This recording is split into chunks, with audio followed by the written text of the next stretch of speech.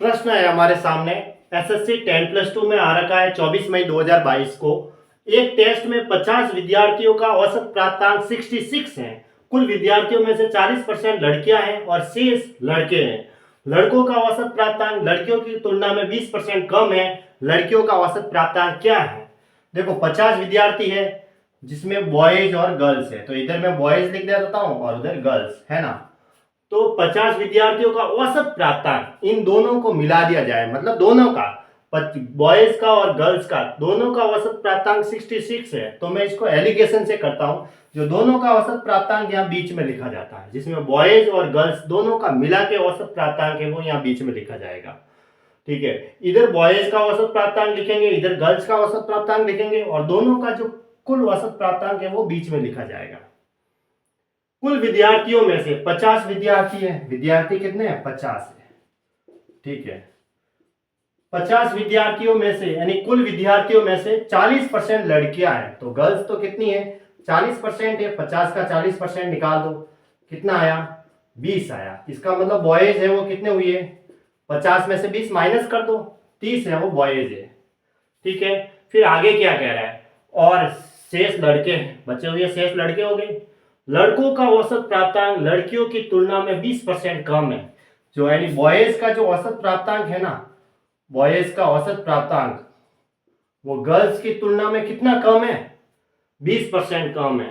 यानी अगर गर्ल्स का मैं 100 लूं तो इनका बॉयज का 80 होगा। 20% कम करना, या फिर ऐसे लिख दो 20% को ऐसे लिख दो, 20/100 करेंगे तो 20 से ये कटा तो 5 बार गया है ना।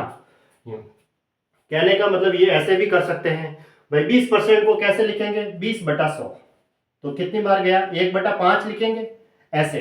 अब आगे लड़के हैं और पीछे लड़कियां हैं, तुलना लड़कियों से की जा रही है, तो इसमें पीछे क्या है?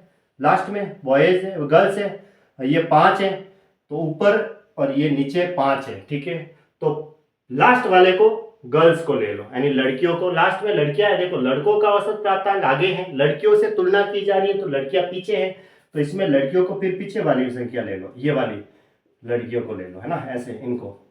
यानी 5 अगर मैं लड़कियां लूंगा तो उसमें से कम कहाँ है? तो 5 में से 1 कम कर दो, 4 कितने हो गए? बॉयज हो गए।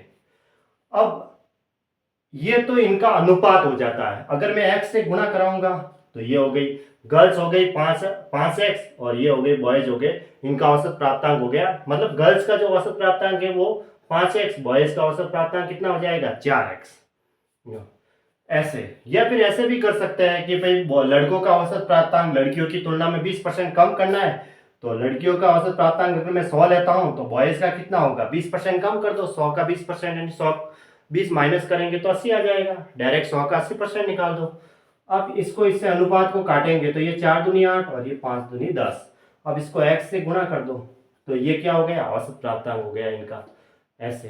ठीक है, ऐसे भी निकाल सकते हैं, या फिर 20% को 1/5 लिख दो तो लास्ट वाली 5x होगी, तो ये इसमें से माइनस करो, 5 में से 1 गया तो 4x, इसको ले लो। क्यों? क्योंकि यहाँ 20% कम है इसलिए 5 में से 1 माइनस किया। अब यहाँ बॉयज का औसत प्राप्तांक या गर्ल्स का और बीच में दोनों का मिला के औसत प्राप्तांक। अब इसमें से ये माइनस करते हैं, इसमें से ये माइनस करते हैं, 5x माइनस 66। अब इसमें से ये एक बार इसमें से ये माइनस किया तो एक बार इसमें से ये माइनस करो, वो यहाँ लिखा जाएगा 66 माइनस 4x। अब ये बॉयज और गर्ल्स का अनुपात आ गया। हमने प्राप्तांक लेके चले थे, अब ये बॉयज और गर्ल्स का अनुपात आ गया। बॉयज तो थे 30 और गर्ल्स थे 20, है ना, तो इनका अनुपात लेंगे 30 और 20 का, तो कितना होगा देख लो, 0 से 0 तो कट जाएगा। बॉयज को इधर रखेंगे, 3:2 आएगा, है ना, 3:2 के बराबर है, ऐसे। अब इन दोनों का जो अनुपात है वो 3:2 के बराबर है। इसको सॉल्व कर दो, 5x माइनस 66 बटा 66 माइनस 4x बराबर 3/2 है।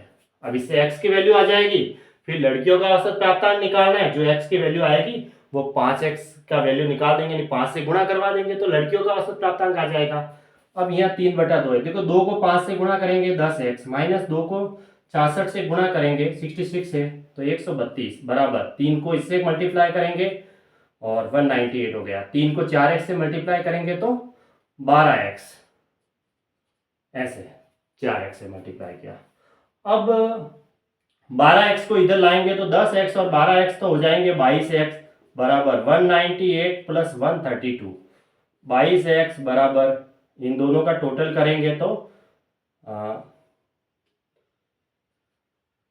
330 हुआ। तो ये देखो 11 से कट रहा है, 11 दूना 22, 11 तिया 33, फिर 2 से कट रहा है 15 बार, तो मुझे x की वैल्यू कितनी मिली, 15 मिली। और मुझे निकालने हैं गर्ल्स के औसत प्राप्तांक निकालने हैं। लड़कियों का औसत प्राप्तांक चाहिए, लड़कियों का औसत प्राप्तांक है 5x, तो 5x बराबर कितना होगा, 5 गुना 15 यानी 75, 75 इसका आंसर हो जाएगा, ऑप्शन सी सही है। ऐसे बीच में तो लिखा मैंने टोटल औसत, यानी कि 50 विद्यार्थियों का जो औसत प्राप्तांक है वो बीच में लिखना है, दोनों का औसत प्राप्तांक, जिसमें बॉयज और गर्ल्स दोनों का 66 लिख दिया, 66। अब कह रहा है कुल विद्यार्थियों में 40% लड़कियां हैं, तो 50 विद्यार्थी है उसमें से 40% निकाला तो 20 तो गर्ल्स आ गई, तो 50 में से 20 माइनस करेंगे तो 30 बॉयज आ गए। दोनों का अनुपात लेंगे तो 0 से 0 कट जाएगा, 3:2 होगा, वो यहाँ होगा 3:2, यानी बॉयज और गर्ल्स का अनुपात कितना होगा, 3:2।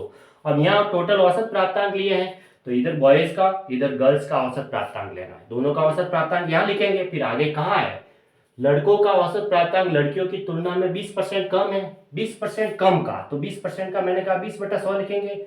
ये कितनी बार गया, 1/5। अब देखो आगे लड़के हैं और पीछे लड़कियां की तुलना है, तो पीछे आ रही है लड़कियां, तो इसमें ऊपर नहीं और लास्ट वाला लड़कियां ले लो 5x, और 5 में से 1 माइनस कर दो क्योंकि कम का है, तो 4x बॉयज ले लो। 4x मतलब इनका औसत प्राप्तांक है वो 4x बॉयज के लिए ले लो। ये भी औसत प्राप्तांक, ये भी औसत प्राप्तांक है, और ये कुल औसत प्राप्तांक है, ये बॉयज का औसत प्राप्तांक, ये गर्ल्स का औसत प्राप्तांक, ये कुल औसत प्राप्तांक।